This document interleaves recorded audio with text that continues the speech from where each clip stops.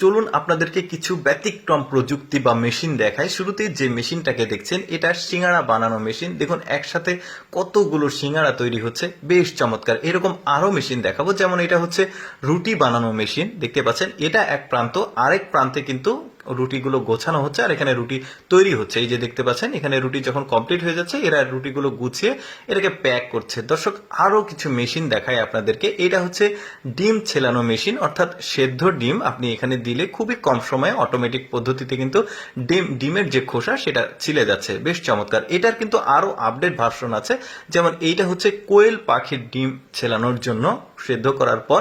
এগুলো কিন্তু অনেক হোটেল রয়েছে, রেস্টুরেন্ট রয়েছে, সেখানে কিন্তু অনেক কাজ করতে হয়। যেমন যদি আপনার হাতে সময় কম থাকে, এখানে কিন্তু একসাথে অনেকগুলো ডিম ছেলা যাচ্ছে অটোমেটিক পদ্ধতিতে।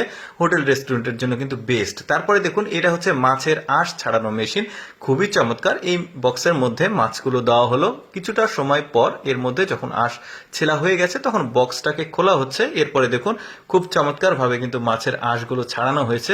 দর্শক মানুষ কাজের সুবিধার জন্য কিন্তু বেশ আপডেট সব মেশিনগুলো ব্যবহার শুরু করেছে। দেখুন কত চমৎকার ভাবে মাছের আঁশগুলো ছেলা হয়েছে। এরপরে দেখুন এটা হচ্ছে মাংস বা সবজি ছোট ছোট পিস করা, এই যে কিমা হচ্ছে দেখতে পাচ্ছেন মাংসের, বেশ চমৎকার। এটাও খুব চমৎকার মেশিন ছিল। তারপরে এটা হচ্ছে আলুর ভাজি করা, অর্থাৎ রেস্টুরেন্টের জন্য কিন্তু বা হোটেলের জন্য, বড় বড় যে হোটেল রেস্টুরেন্ট আছে সেখানে কিন্তু অনেক কাজ করতে হয়, এই ধরনের মেশিন কিন্তু তারা ব্যবহার করে। দেখতে পাচ্ছেন আলু গাজর মূলা সবই কুচি কুচি হচ্ছে। তারপরে স্কোয়ার সাইজ করার জন্য আলাদা একটা মেশিন আছে, শুধু স্কোয়ার সাইজ না, এটাও কিন্তু একটু আলাদা ধরনের মেশিন। মূলা গাজর শশা করলা সবকিছু কিন্তু এখানে কুচি কুচি হচ্ছে। তারপরে এইটা দেখুন, এটা হচ্ছে ওই যে আমরা কুশলি পিঠা বলি, আঞ্চলিক নাম আলাদাও হতে পারে আপনাদের।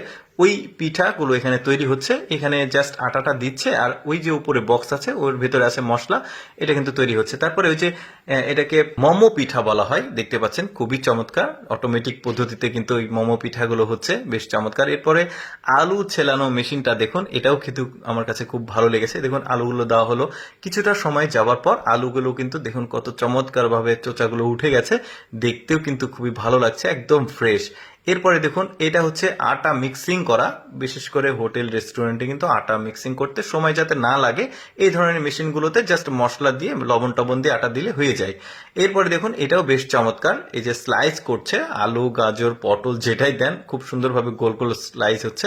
এরপরে এই মেশিনটা দেখুন, এটাও চমৎকার একটা পিঠা বানানো মেশিন। এই পিঠাটা একটু ব্যতিক্রম, যেটা আমি আগে কখনো দেখিনি। এই যে দেখতে পাচ্ছেন গোলাপ ফুলের মতো পিঠা, বেশ চমৎকার মেশিন। দর্শক কেমন লাগলো আজকের ভিডিওটি অবশ্যই কমেন্ট করে জানাবেন। আর এইরকম এক্সেপশনাল ভিডিও প্রতিদিন দেখতে আমাদের লেটস গো ফেসবুক পেজটি ফলো রাখতে পারেন। ধন্যবাদ সবাইকে।